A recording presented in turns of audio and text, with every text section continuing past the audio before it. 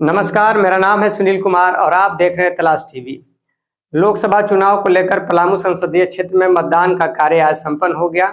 सारी जगहों पर लगभग शांतिपूर्ण ढंग से मतदान हुआ। पूरे पलामू क्षेत्र में 60% के करीब मतदान हुआ है। अब लोगों के बीच यह बात लेकर चर्चा है कि आखिर हमारे लोकसभा क्षेत्र में कौन जीत रहे हैं। उसको लेकर तरह तरह के लोग विश्लेषण कर रहे हैं, अपने अपने दावे कर रहे हैं, अपने अपने आंकड़े जुटा रहे हैं। मैंने भी अपनी तरह से कुछ विश्लेषण किया है, जिसके आधार पर मैं ये बताने का प्रयास करूंगा कि आखिर किसके जीतने की संभावना जो है वो सबसे अधिक है। इस पूरे वीडियो में हम हवाई बात नहीं करेंगे, बल्कि बिल्कुल एनालिसिस करेंगे और वर्तमान जो परिस्थिति है पलामू की, जो घटनाएं परिघटनाएं हो रही, उन सारी बातों की चर्चा करते हुए आपके सामने हम सारा आंकड़ा पेश करेंगे। बैक में भी जाएंगे कि पिछले चुनाव में क्या हुआ था और उसके बाद अभी के चुनाव में क्या हो रहा है। इन सारी बातों को लेकर जब आप सारी बात को समझेंगे, उसके बाद आप कमेंट में बताइएगा कि मेरा एनालिसिस कितना सही या नहीं है। हमने भी बहुत से लोगों से बात की, चर्चाएं की, हमारे कई जगह रिपोर्टर्स हैं उनसे बात किया, दूसरे राजनीतिक दलों से हमने बात किया। उसके आधार पर हम सारा आंकड़ा बैठाने के बाद ये एनालिसिस आपके सामने प्रस्तुत कर रहे हैं। आंकड़े या एनालिसिस बहुत बार गलत भी हो जाते हैं, इसको माइंड नहीं करना है, लेकिन मेरा जो सोच है उसको आप देखिए और समझिए, और जो मैं बात कर रहा हूँ उसके आधार पर क्या लगता है कि कौन जीतेगा, जो बात मैं बताने जा रहा हूँ, सारी बात को हम समझते हैं। देखिए, इस बार जो है 2024 में जो चुनाव हुआ है उसमें 3 प्रत्याशी को लेकर के ज्यादा चर्चा था। एक है बीडी राम, जो पहले से ही हमारे क्षेत्र के प्रत्याशी हमारे सांसद रह रहे हैं, 2 बार से हैं। उसके बाद एक ममता भुइयां है और तीसरा कामेश्वर बैठा है। कामेश्वर बैठा जो है वो बीएसपी से लड़ रहे हैं, जो बीडी राम है वो बीजेपी से लड़ रहे हैं और ममता भुइयां जो है वो आरजेडी से लड़ रही हैं। इन्हीं तीनों को लेकर चर्चा है।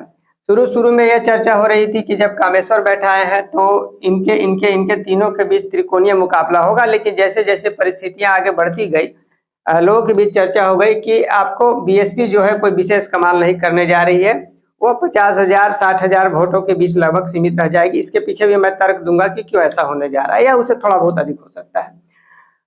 अब असली मुकाबला जो है वो बीडी राम और आरजेडी की जो ममता भुइयां है, इन दोनों के बीच ही आपको असली मुकाबला होने जा रहा है।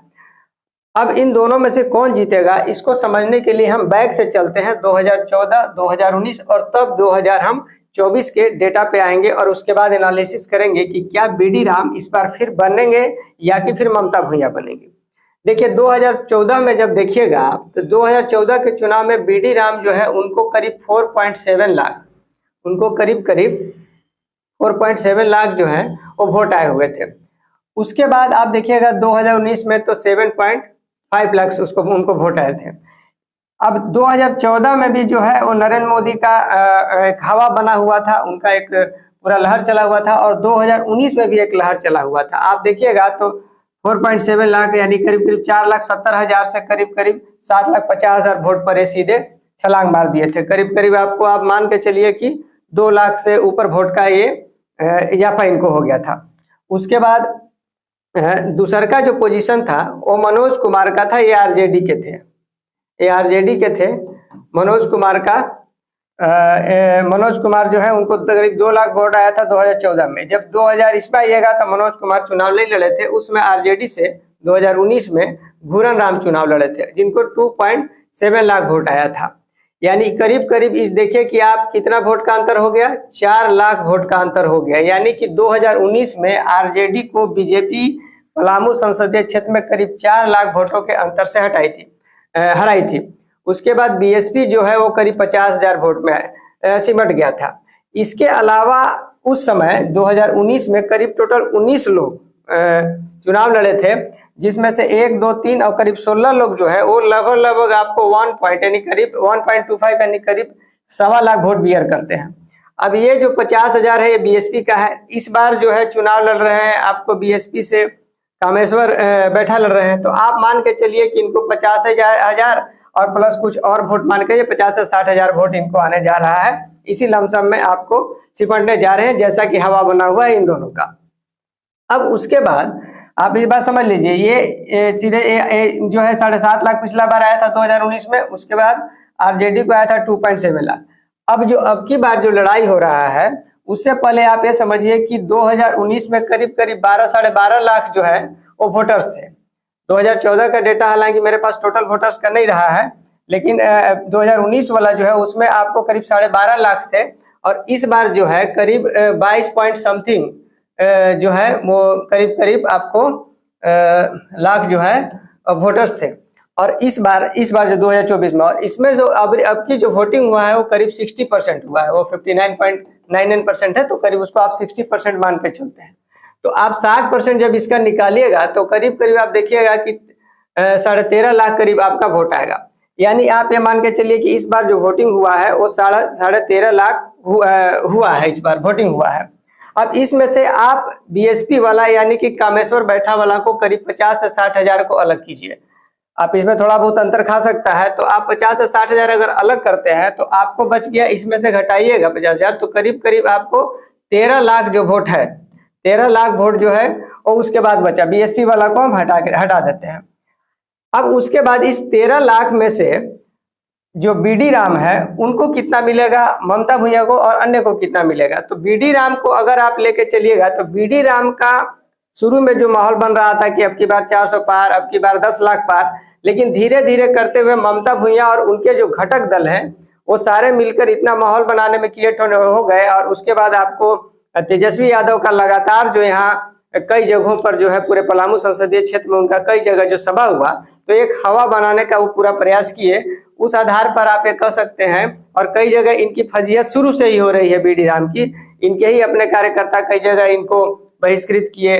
और आज चुनाव के दिन भी आप देखिएगा तो इनका चिनिया में, मेराल में कई जगहों पर इनको जो लोग हैं, ग्रामीण लोग हैं या कहिए कि विरोधी दल के लोग हैं, उनको भगाने का प्रयास किया और इनको हटना पड़ा। ऐसा वीडियो भी वायरल हुआ है। इस आधार पर आप मान के चलिए कि इनका वोट घट रहा है, लेकिन वोट घटेगा तो कितना। पिछला बार उनको 7.5 लाख वोट आया। उसके बाद जब 2014 वाला देखिएगा तो 4.7 लाख, यानी करीब करीब आप 5 लाख मान के चलिए। तो 7.5 लाख से अगर इनका घटता भी है तो आपको 5 लाख से तो कम वोट नहीं आएगा। तो आप 5 भी मत मानिए, आप करीब मान लीजिए कि इस बार इनको 6 लाख वोट आ रहा है।